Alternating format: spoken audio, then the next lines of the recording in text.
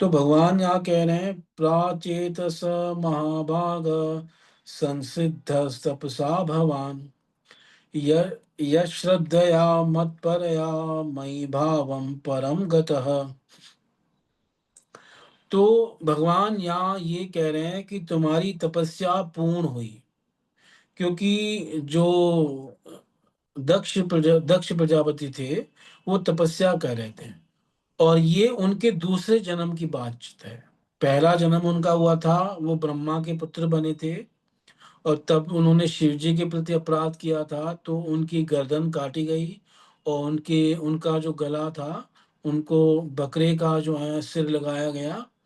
और फिर वो उससे प्रसन्न नहीं थे, तो उन्होंने 5 मनवंतर तक तपस्या की।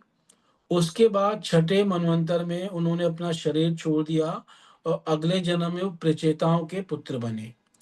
और तब वो जो है अब फिर से सृष्टि करना चाहते हैं, क्योंकि वो प्रजापति हैं। तो भगवान की पहले भगवान की तपस्या करने के लिए जाते हैं, और वहाँ तपस्या करते हैं, और फिर वो तपस्या बहुत कठोर करते हैं, तो भगवान उनसे प्रसन्न होते हैं, उनको दर्शन देते हैं। तो फिर भगवान कहते हैं, ये शब्द भगवान के हैं कि हे प्राचेतस, यानी प्रचेताओं के पुत्र, तुम महाभाग्यशाली हो, क्योंकि तुम्हारी तपस्या जो है सिद्ध हो चुकी है। मैं तुम्हें दर्शन देने आया हूँ। संसिद्ध तपसा भवान यश श्रद्धया मत परया मई भावम परम गता। क्योंकि तुम मेरे ऊपर श्रद्धा रख के इस भक्ति भाव में तुमने तपस्या की, तो तुम्हें मेरे प्रति भाव प्राप्त हो गया है। मई भावम परम गतः, मेरे प्रति प्रेम का भाव तुम्हारे अंदर उदय हो गया है। तो इस प्रकार यहाँ जो प्रशंसा कर रहे हैं उसके पीछे कारण है कि दक्ष प्रजापति को अपनी गलती का एहसास हो गया था उनके पहले जन्म में ही। फिर उन्होंने काफी तपस्या की थी, है ना, कई मनवंतर उन्होंने तपस्या की। फिर छठे मनवंतर में जब दोबारा जन्म लिया तो पवित्र कुल में आए, प्रचेताओं के पुत्र बने, और फिर उन्होंने तपस्या की। तो अब वो भगवान के प्रति प्रेम को प्रकट प्राप्त कर चुके हैं, वो शुद्ध भक्त हैं, इसलिए भगवान उनकी प्रशंसा कर रहे हैं, है ना। वो ये कारण है, और इसमें कोई कारण नहीं। तो ये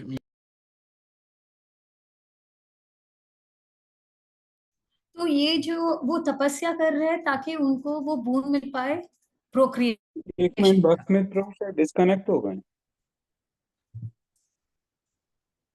ज्वाइन करने।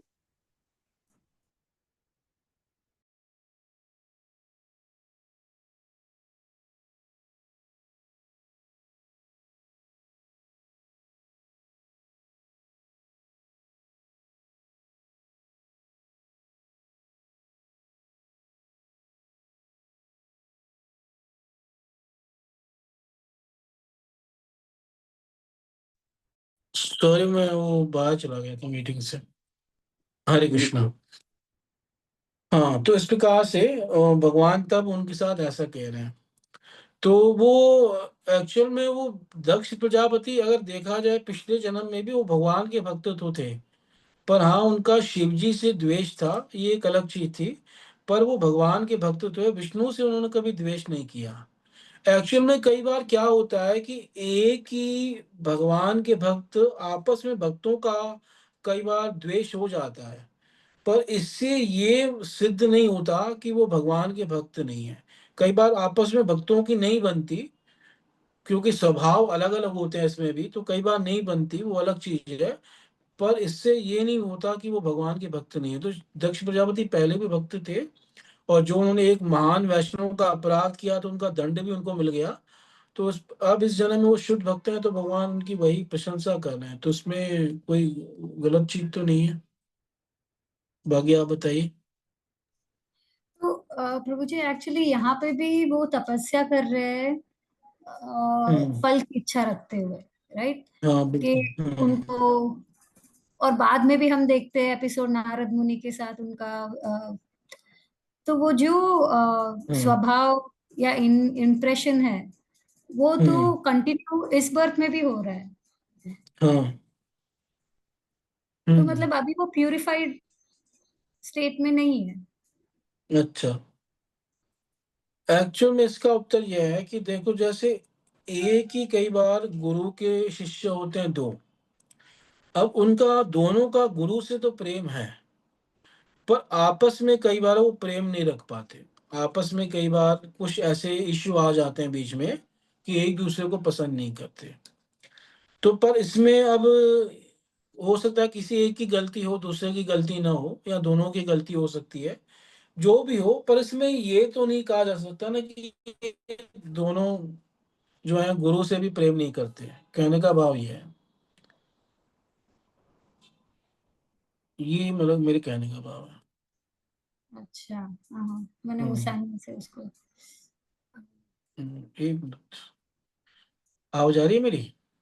हाँ, आ रही है। हरे कृष्णा। हाँ, तो ये कहने का भाव ये है कि मतलब वो प्रेम तो भगवान से कर रहे हैं, और हाँ इनका मतलब इच्छा है, पर फिर भी ये कोई जो है ना, भगवान के प्रति इनका भाव था दक्ष प्रजापति का, ऐसे नहीं थे। वरना सोचो ना आप, भगवान का दर्शन किसी ऐसे व्यक्ति को थोड़ी हो जाएगा। भगवान उनको आके दर्शन दे रहे हैं, तो ये बहुत बड़ी बात है, प्रत्यक्ष भगवान को देख रहे हैं।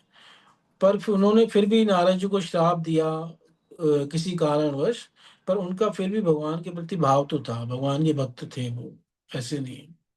कहने का भाव ये। ठीक है। Hiranyakashipu 11th canto. हम्म, uh,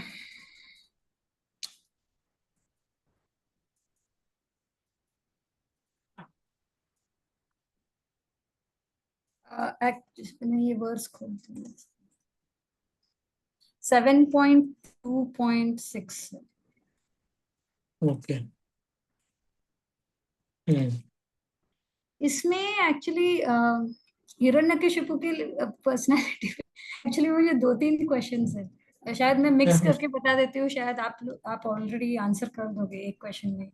हम्म, एक तो इस वर्स में हमको actually mentality of Hiranyakashipu, I am a bit confused, क्योंकि कभी कभी हम्म, बहुत तगड़ी फिलोसफी भी बोलते हैं, हम्म, पूरी एकदम like he is very enlightened, and hmm, in this verse he clearly saying के विष्णु सुप्रीम है, और वो कभी पार्शियल नहीं होते, डेमन्स एंड डेमिगॉड्स इक्वल रहते हैं। और कई जगह हम्म, फिर आगे जब 7th कैंटो में बढ़ते हैं, ही इज वेरी हम्म, एंग्री, हमेशा पार्शियलिटी करते हैं, एंड हम्म, विष्णु सुप्रीम ही नहीं मानते कितनी बार। तो हम्म, कई वर्सेस में हम्म, कॉन्ट्राडिक्टिंग, मतलब the way he tells the philosophy, जब हिरण्याक्ष का भी होता है एपिसोड, हम्म, तो बहुत ही अनलाइटेंड फिलोसफी आती है, तो इट इज कंफ्यूजिंग कि एक जीव, how does it flicker, mind कैसे फ्लिकर होता है even after knowing the hmm, base, and it raises a question मेरे बार बार के, do demons, not only hmm, Hiranyakashipu, but in general, demons, hmm, do they have a clear thought process कि Vishnu is supreme, या हम्म, हम्म। खुद के master ही supreme है, वो थॉट प्रोसेस है एग्जैक्टली कैसा रहता है मतलब। हाँ, देखो इसमें जो श्लोक है ना, 7-2-6, तो इसमें वो क्या कह रहा है, सपत्नेर्घातितः शूद्रेर्भ्राता मे दयितः सुहृत् पार्श्वीग्राहेण हरिणा समेनापि उपधावने, कि मेरे शत्रु देवताओं ने, सपत्ने बहुवचन में है, तो देवताओं के लिए कह रहा है, शूद्रे जो तुच्छ देवता हैं इंद्र आदि, क्षुद्र का मतलब बहुत तुच्छ, इन्होंने मेरे भाई को मरवा दिया, घातित भ्राता में, और मेरा भाई कैसा है, दयित मेरा बहुत प्रिय है, और सुहृद शुभ चिंतक, और पार्श्वी ग्राएण हरिणा, और हरि ने भी इनका क्या लिया है, पक्ष लिया है। अब हरि की विशेषता क्या बता रहा है, एक ही विशेषता बता रहा है, वो सुप्रीम नहीं मान रहा, श्लोक में ऐसा नहीं है।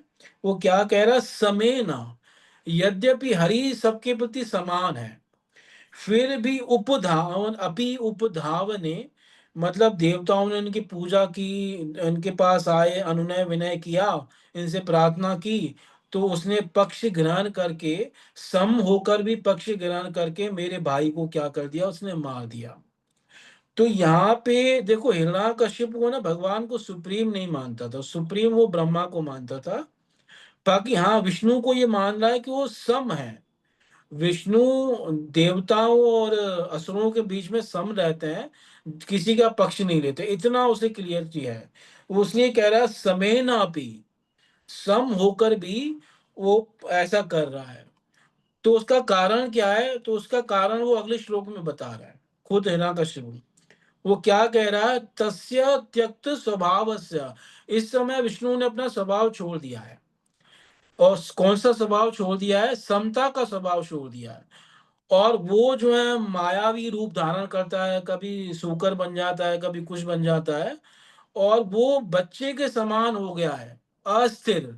जैसे बच्चे को कोई मतलब चॉकलेट दे, टॉफी दे, वो उसकी तरफ हो जाता है, ऐसे विष्णु हो गया है। कोई अगरबत्ती दिखाए, कोई पूजा करे, दंडवत करे, उसके पीछे पागल हो जाता है। तो विष्णु की स्थिति ऐसी हो गई है। तो हिरण्यकश्यपु जो है विष्णु के कुछ कुछ क्वालिटीज को जान रहा है, पर वो फिर भी सुप्रीम तो नहीं मान रहा विष्णु को। सुप्रीम तो वो ब्रह्मा को मान रहा है, और ब्रह्म फिर शिव को मान रहा है, पर विष्णु को नहीं मान रहा। तो कहने का भाव यह है कि हिरण्यकश्यप के अंदर ज्ञान तो था। अब देखो, हिरण्यकश्यप जो है अपनी इनको समझा रहा है, अपनी माता को, दिति को समझा रहा है, और हिरण्याक्ष की पत्नी को समझा रहा है जब हिरण्याक्ष की मृत्यु हुई, कि भाई ये आत्मा तो अमर है सबकी, और शरीर एक दिन सबको छोड़ना है। बड़े ज्ञान की बातें हिरण्यकश्यप जो है कर रहा है। अगर आप भागवत में पढ़ो तो उसने प्रवचन दिया है। और इस आत्मा जब शरीर छोड़ती है तो उसकी उसने बहुत लंबे कई श्लोकों में प्रवचन दिया है। तो वो उसको इतना तो ज्ञान है, क्योंकि ये आखिरकार है तो महर्षि कश्यप की संतान है ना। तो ये विष्णु से द्वेष करते हैं, पर इसका मतलब ये भी नहीं है कि इनको कुछ ज्ञान नहीं है। इनको आत्मा का बेसिक नॉलेज है, और विष्णु सम है इतना पता है। पर विष्णु ने अब वो स्वभाव छोड़ दिया है, और वो बच्चों की जैसे हो गया है, जिसने लालच दिया विष्णु उसके पीछे भागता है। अब विष्णु का स्वभाव ऐसा हो चुका है। तो इसलिए वो सुप्रीम तो ब्रह्मा को ही मान रहा है, विष्णु को नहीं मान रहा, कहने का भाव ये है। तो ये जो ट्रांसलेशन में है, दिस इज बेसिकली हम भक्तों के लिए, इज इट उस पर हाँ, से यहाँ मतलब पे? एक्चुअल में प्रभुपाद जी ने ना कई बार जो है ट्रांसलेशन में भी प्रभुपाद जी थोड़ा तात्पर्य डाल देते थे, हाँ है ना, अपना भाव डाल देते थे। इसलिए हाँ। प्रभुपाद जी का जो ट्रांसलेशन है वो भावानुवाद है। प्रभुपाद जी ने खुद कहा कि मैं ना शब्द वर्ड टू वर्ड ट्रांसलेट जो है नहीं कर रहा, मैं भाव अनुवाद, उसका भाव क्या है वो बता रहा हूँ। तो इस प्रकार से अगर मूल श्लोक में देखें तो वहां ऐसा कोई शब्द नहीं है जहां वो विष्णु को सुप्रीम कह रहा है। मेरे कहने का भाव ये है, सम कह रहा हूँ।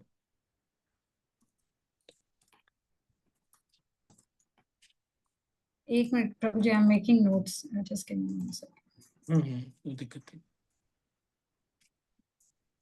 तो क्या हम ऐसे बोल सकते हैं कि हिरण्यकशिपु इज लाइक, जैसे ये वर्स मैंने खोला है 60, हम्म जैसे ही knows we are not this body, and ऐसे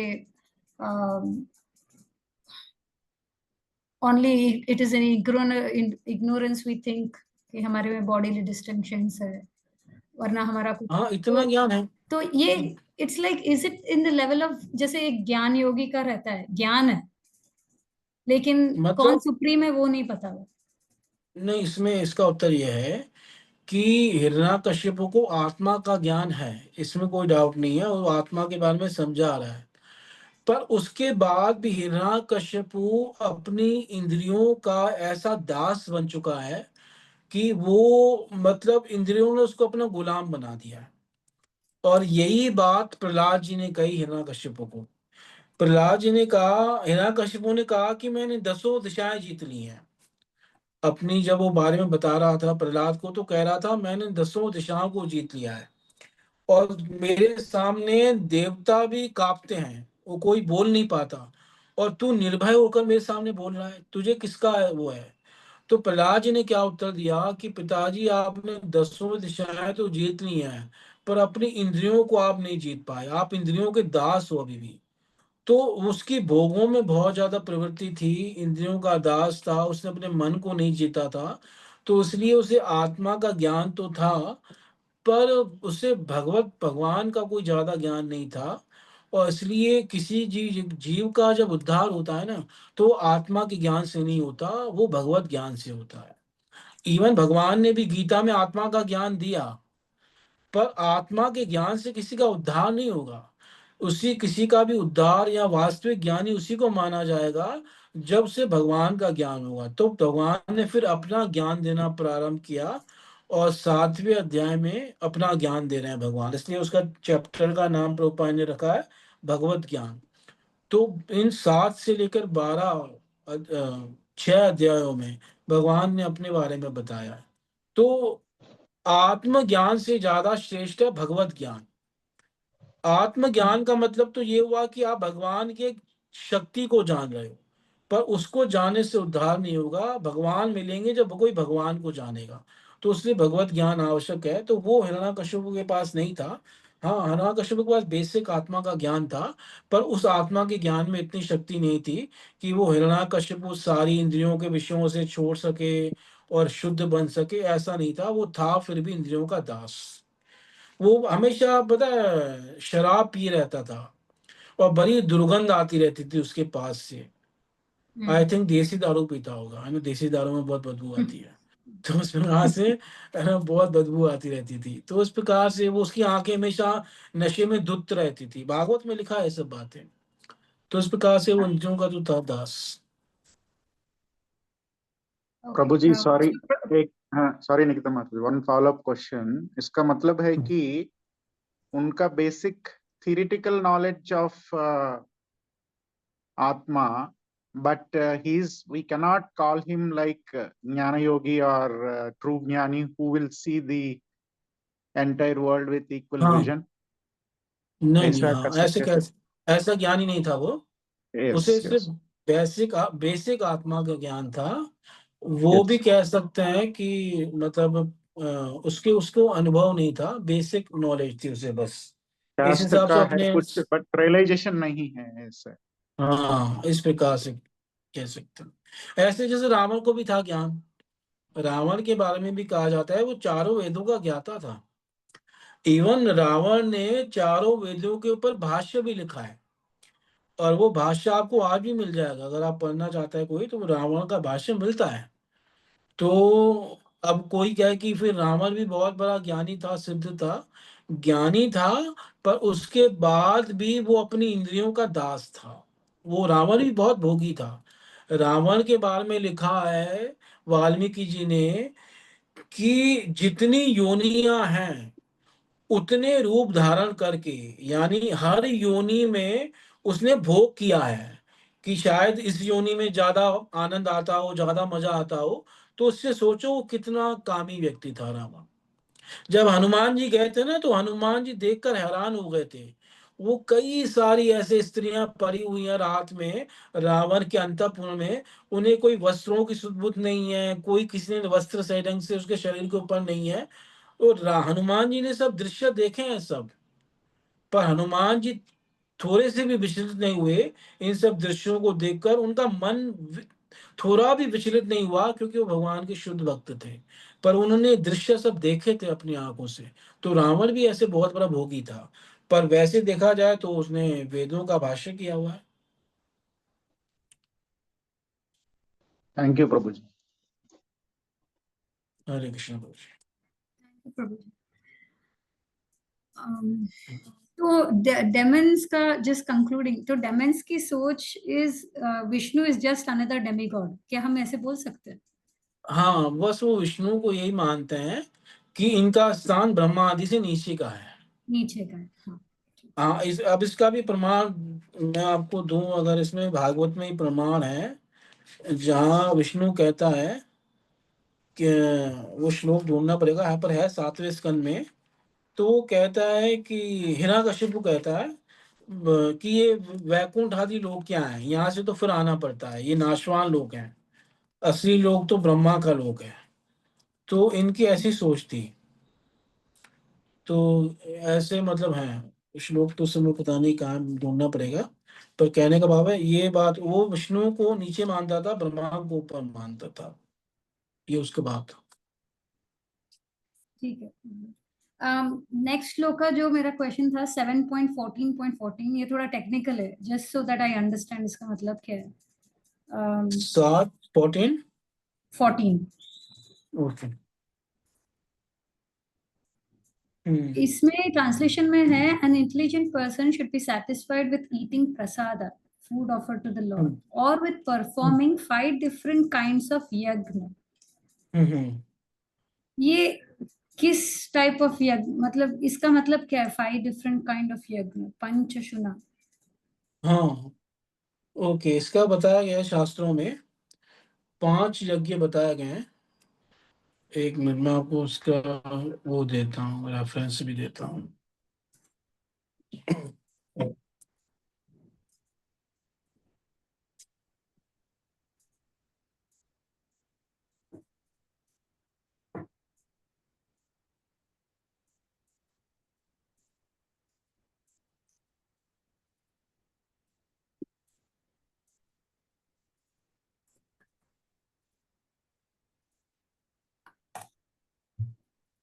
एक मिनट, बस एक मिनट दीजिए।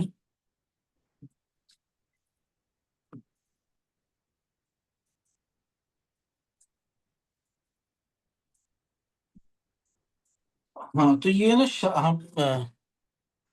हरे कृष्णा। हरे कृष्ण। हाँ तो ये जो है शास्त्रों में बताए गए हैं 5 प्रकार के यज्ञ गृहस्थों के, क्योंकि वो 5 जगह हिंसा करता है, तो इसलिए कहा गया है कि गृहस्थों को उस हिंसा से बचने के लिए ये 5 प्रकार के जो है यज्ञ करने चाहिए। तो तीसरे अध्याय में भगवत गीता में भगवान यज्ञों की बात कर रहे हैं, तो वहां पे जो हमारे आचार्य हैं एक विश्वनाथ चक्रवर्ती पाद जी, तो उन्होंने इन यज्ञों का वर्णन किया है 5 प्रकार के यज्ञों का। तो मैं वही श्लोक ढूंढ के बता रहा हूँ आपको जहाँ ये बताए गए हैं। जैसे जो मैं याद है मैं वो बता देता हूँ। जैसे हाँ, ये गरुड़ पुराण का श्लोक है जिसमें पंच महायज्ञों का वर्णन है। अध्यापनम ब्रह्म यज्ञ, पितृयज्ञस्तु तर्पणम, होमो देवो बलिर्भूतो निर्यज्ञो अतिथि पूजनम।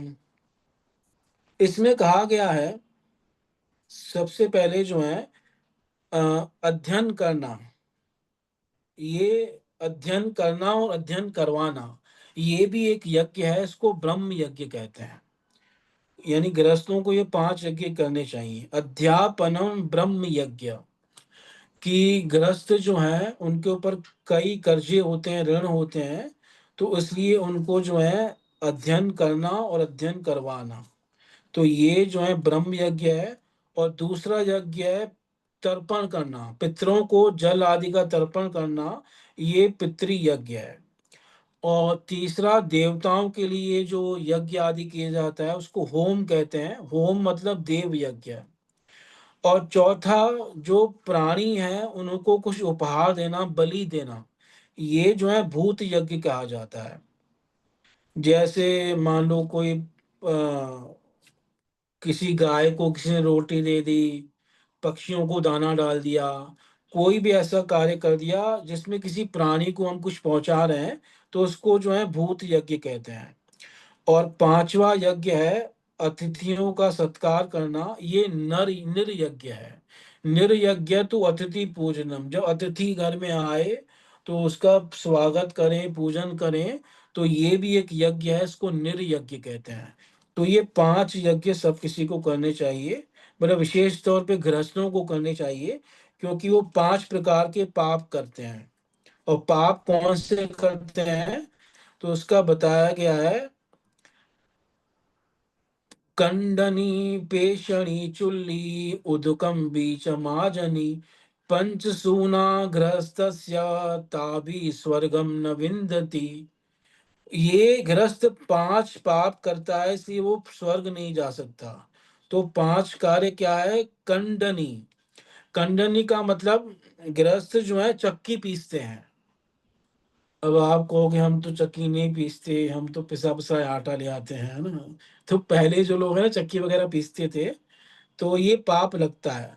और दूसरा पेशणी, ऊखल, ऊखल में जो है मसाले कूटते हैं, तो इसमें भी कई जीवों की हत्या होती है। जब चक्की पीसी जाती है उसमें भी कई जीवों की हत्या होती है। तो ये दूसरा स्थान है पाप का गृहस्थों का, है ना। ये मत कहना कि हम मसाले नहीं कूटते प्रभु जी, हम तो एमडीएच के खाते हैं। तो पहले मसाले खा तो रहे हो ना, तो ये पाप होता है। और तीसरा उदकुंभी, घड़ा, पानी वगैरह भरते हैं तो उसमें भी कई जीवों की हत्या हो जाती है, तो ये भी पाप बताया गया है। और चौथा मार्जनी, मार्जनी का मतलब झाड़ू लगाना। तो जब घर में झाड़ू लगाया जाता है तो उसमें भी कई जीव मर जाते हैं, तो इसमें भी जो है कई जीवों की हत्या होती है। और फिर पांचवा है चूल्हा, चूल्हा जब जलाते हैं, गैस जलाते हैं, तो इसमें भी कई जीव मरते हैं। तो इन कारण से गृहस्थों की इन 5 जगहों पे पाप होते हैं: चूल्हे पे, चक्की पे, ऊखल पे, घड़े पे और झाड़ू पे। तो इस कारण से उनको ये 5 यज्ञ बताए गए हैं। अध्यापन यानी शास्त्रों का अध्ययन करना, पितरों के लिए तर्पण करना, देवताओं को लिए यज्ञ करना, होम वगैरह करना, और चौथा प्राणियों के लिए कुछ बलि निकालना, कुछ भी ऐसे निकालना, और पांचवा अतिथियों का स्वागत करना। है ना, कोई अतिथि आए उसको देख के लोग क्लब जाते हैं, ये सब नहीं करना चाहिए। अतिथि की पूजा बताई गई, हमारे कहा गया अतिथि देवो भव, अतिथि देवों के समान है। तो इस प्रकार से ये 5 यज्ञ बताए गए हैं। मतलब यज्ञ का मतलब यही नहीं होता कि अग्नि में आहुति डालना यही यज्ञ होता है। यज्ञ व्यापक अर्थ में है। अगर आप गीता पढ़ रहे हो ना तो भी एक आप यज्ञ कर रहे हो, और वो यज्ञ क्या है? ब्रह्म यज्ञ हो रहा है। अगर आप तर्पण कर रहे हो अपने पितरों के लिए, जल आदि में गंगा जी का तर्पण कर रहे हो, तो ये भी एक यज्ञ हो रहा है, इसको पितृ यज्ञ कहते हैं।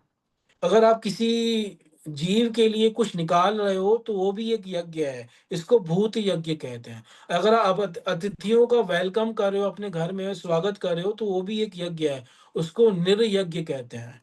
और आप अगर वैसे अग्नि में आहुति डाल रहे हो देवताओं के लिए, तो वो भी यज्ञ है, उसको देव यज्ञ कहते हैं या होम यज्ञ कहते हैं। तो इस प्रकार से 5 यज्ञ बताए गए हैं शास्त्रों में। गृहस्थों को ये करने चाहिए जिससे वो पापों से बच सके और स्वर्ग में जाए। पर जो भगवान के शुद्ध भक्त है ना, वो भगवान की भक्ति करके ही सारे पापों से क्या हो सकते हैं? बच सकते हैं। क्योंकि वो जैसे चूल्हे आदि पे जो भी पाप हो रहे हैं, या मसाला की कूटने में, या चक्की पीसने में, वो सब भगवान के भोग जब लगाते हैं तो उससे क्या हो जाते हैं? वो बच जाते हैं। तो ये जो है लिखा गया है गीता के 3रे अध्याय के 12वें और 13वें श्लोक के तात्पर्य में, सॉरी तात्पर्य में नहीं, टीका में विष्णुनाथ चक्रवर्ती पाद जी ने इनको उद्धृत किया है। और आई थिंक प्रभुपाद जी ने भी किया है। अगर आप गीता में प्रभुपाद जी की टीका पढ़ें 3रे अध्याय का 12वां और 13वां, तो शायद वहां भी आपको मिल सकते हैं। तो ये 5 प्रकार के यज्ञ हैं जो मैंने बताया शास्त्रों के हिसाब से। ओके प्रभु जी, थैंक यू। मैं स्किप कर रही हूँ थोड़े questions, but last just 2 questions मैंने यहाँ के रखे हैं। 3रे स्कंद में निकिता माता जी, हाँ 1 मिनट 5 बज गए तो अपन औरों से पूछ लें कि कंटिन्यू कर हाँ सकते हैं या हाँ फिर okay, next time. Right right. Devotee, should we continue or should we take it next time?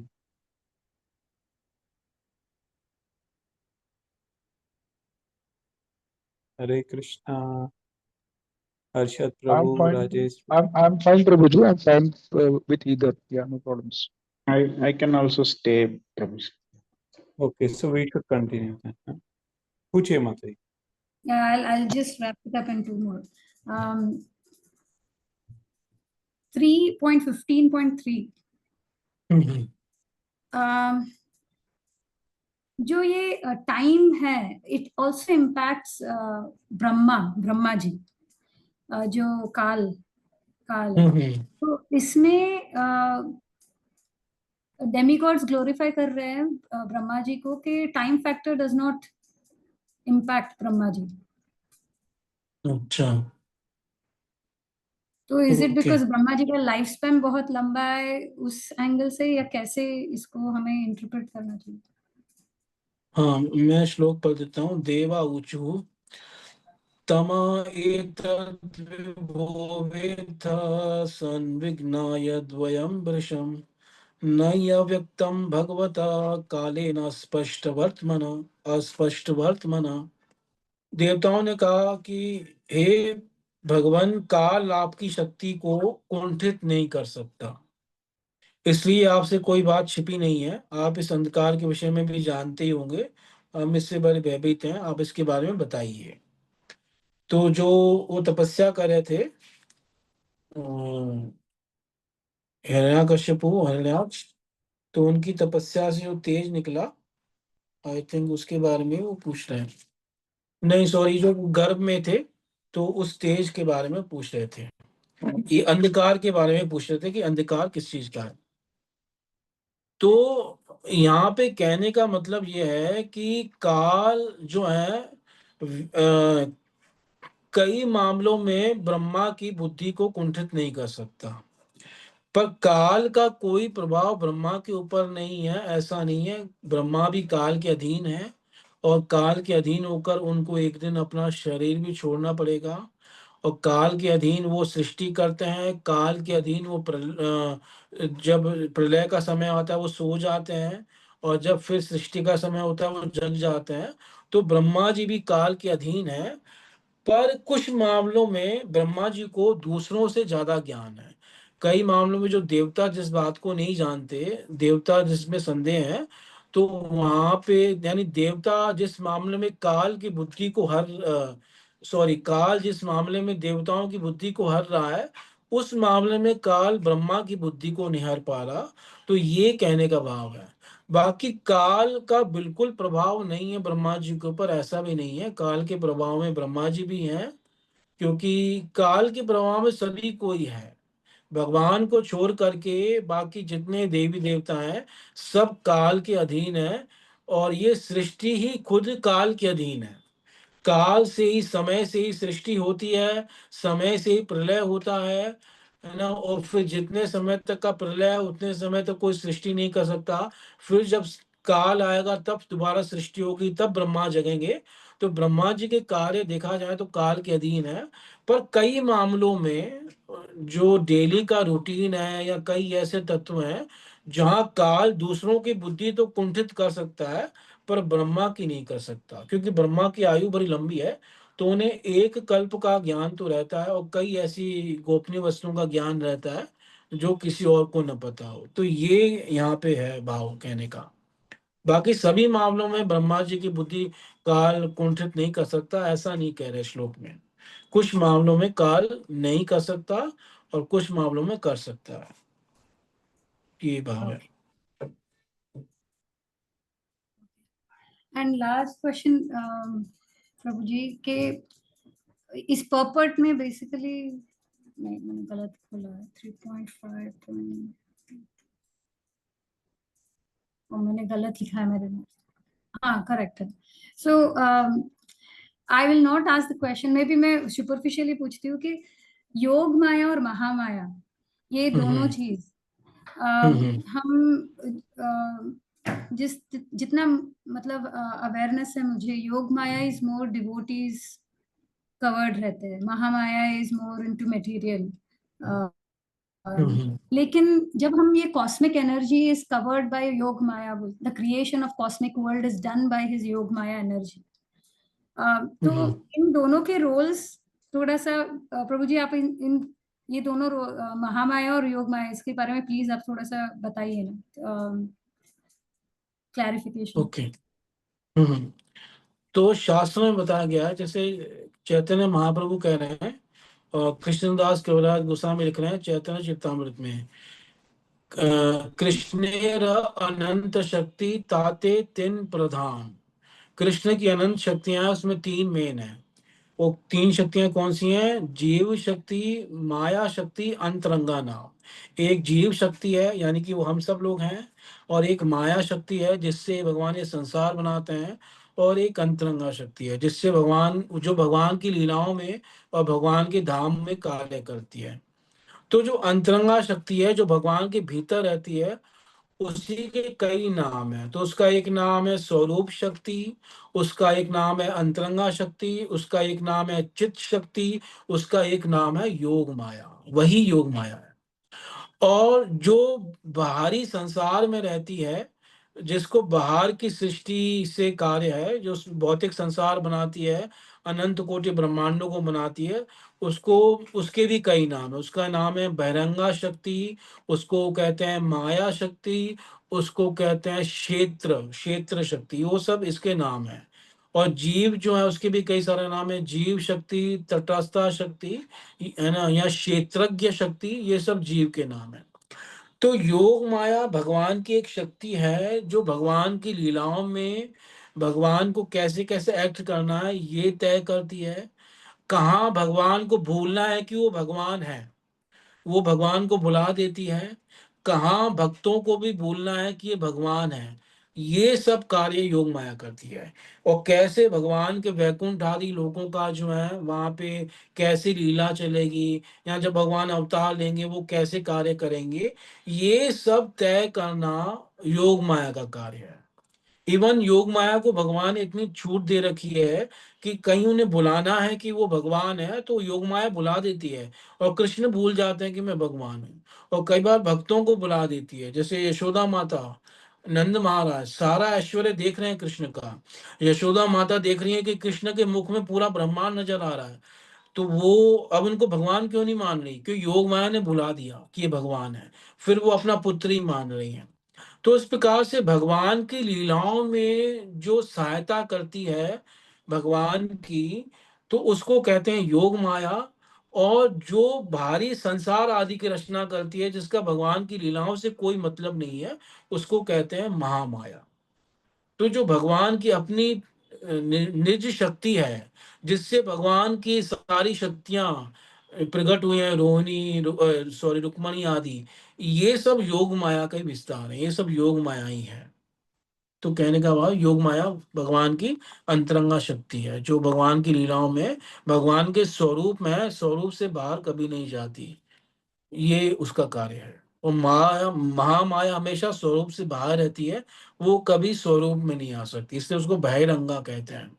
और उसी के बारे में कहा गया है, कृष्ण सूर्य सम माया है अंधकार, जहां कृष्ण तहां नहीं माया अधिकार।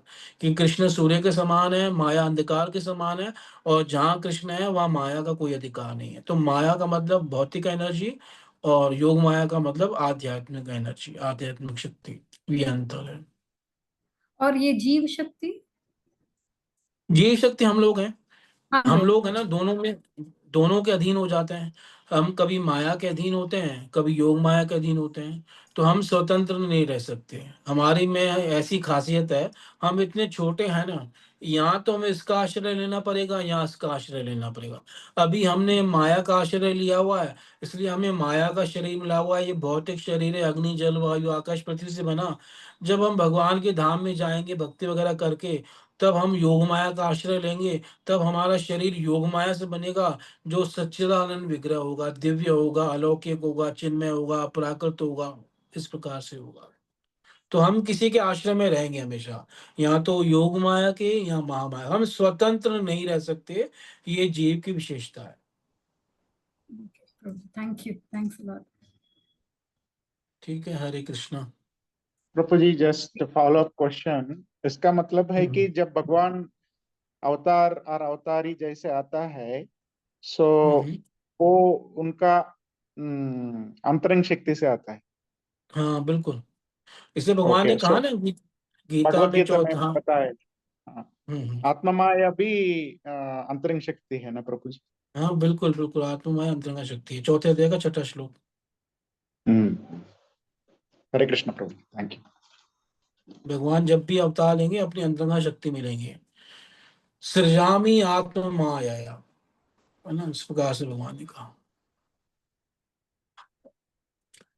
ठीक है, हरे कृष्णा प्रभु जी, बहुत बहुत धन्यवाद प्रभु जी। अभी मेरे ख्याल से इनके प्रश्न पूरे खत्म नहीं हुए हैं, कोई बात नहीं, अगली बार कर देंगे। समय का अभाव है। जी हम्म, जी जी। ठीक है भाई। थैंक यू वेरी मच प्रभु जी। ग्रेट भक्तमित अच्छा, प्रभु जी की जय। जय। प्रभुपाद की जय। जय। हरे कृष्ण। धन्यवाद प्रणाम। Hare Krishna. Thank you so much, Prabhuji. धन्यवाद हरे प्रणाम। कृष्ण, हरे कृष्ण, धन्यवाद।